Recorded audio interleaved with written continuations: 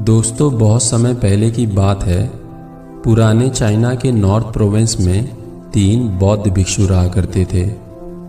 उन बौद्ध भिक्षुओं के नाम किसी को नहीं पता, क्योंकि उन्होंने अपने बारे में किसी को कुछ नहीं बताया था। वे बौद्ध भिक्षु सिर्फ एक ही काम करते थे, किसी एक गांव में जाते थे और बाजार के बीचों बीच खड़े होकर हंसना शुरू करते थे। लोगों का उन पर ध्यान जाता था और देखते ही देखते एक बहुत बड़ी भीड़ उनके आसपास जमा हो जाती थी। लोगों के पास हंसने का कोई कारण नहीं होता था, लेकिन उन्हें हंसता हुआ देखकर लोग अपनी हंसी को रोक नहीं पाते थे और वह भी हंसना शुरू कर देते थे। देखते ही देखते सारा गांव हंसी के समंदर में डूब जाता था, और जब पूरा गांव हंसी के समंदर में डूब जाता था तो वह उस गांव को छोड़कर दूसरे गांव में चले जाते थे और वहां भी लोगों को हंसाने का काम किया करते थे। वे पूरी एकाग्रता और तल्लीनता के साथ हंसा करते थे। उन बौद्ध भिक्षुओं की हंसी ही उनकी साधना थी। देखते ही देखते वह पूरे चाइना में मशहूर हो गए।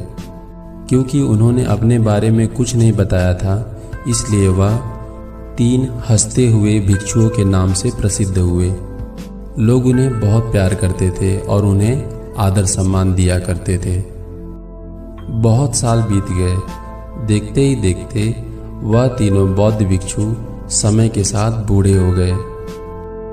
जब वे एक रात किसी एक गांव में रुके हुए थे तो उन तीनों भिक्षुओं में से एक बौद्ध भिक्षु की मौत हो जाती है। गांव वालों का सोचना था कि तीनों में से एक के मर जाने के कारण बाकी 2 दुखी तो ज़रूर हुए होंगे। और जब गांव के लोग उन भिक्षुओं के पास जाते हैं तो देखते हैं तो उन्हें बहुत आश्चर्य होता है। उस मरे हुए बौद्ध भिक्षु के सामने बाकी 2 बौद्ध भिक्षु खड़े होकर हंस रहे थे। उसी समय चाइना के बड़े बुजुर्ग उन बौद्ध भिक्षुओं को समझाते हैं, किसी के मर जाने पर हमें बिल्कुल नहीं हंसना चाहिए। लेकिन वो बौद्ध भिक्षु कहते हैं, हम तो इसकी जीत पर हंस रहे हैं और अपनी हार पर हंस रहे हैं। यह मरा हुआ व्यक्ति हमसे हमेशा कहता था कि मैं तुम सबसे पहले मर जाऊंगा, और हमें विश्वास नहीं होता था तो हम इसके ऊपर हंसते थे। लेकिन आज इसने सिद्ध कर दिया कि आज इसकी जीत हो चुकी है और हम हार चुके हैं।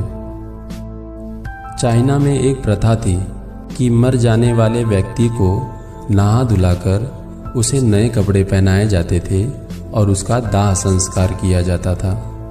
लेकिन उस मरे हुए भिक्षु ने कभी उन दोनों भिक्षुओं को कहा था कि मेरे मर जाने के बाद मुझे नहलाया नहीं जाए, क्योंकि मैंने हंसी के अलावा कोई भी गंदी चीज़ अपने शरीर पर जमा न की। उस तीसरे भिक्षु की बात को मानकर बाकी 2 भिक्षु उन्हें नहीं नहलाते हैं और ना ही उसके कपड़े बदलते हैं। जब गांव वाले उस तीसरे भिक्षु को जलाने के लिए ले जाते हैं और जब वह उसकी लाश को आग लगाते हैं तो उसने अपने कपड़ों में कुछ पुराने पटाखों को छुपा कर रखा था। तो आसमान में जाकर वह पटाखे रंग बिरंगे रंगों में फूट पड़ते हैं। उन पटाखों की आतिशबाजी को देखकर सारा गांव एक बार फिर से हंसने लगता है। वह भिक्षु मरते मरते भी लोगों को हंसाते हुए गया। बाकी 2 भिक्षु उससे कहते हैं, ऐ चालाक आदमी, तुम मर चुके हो और तुम जाते हुए भी लोगों को हंसा गए, लेकिन अब तुम नहीं हंसा पाओगे।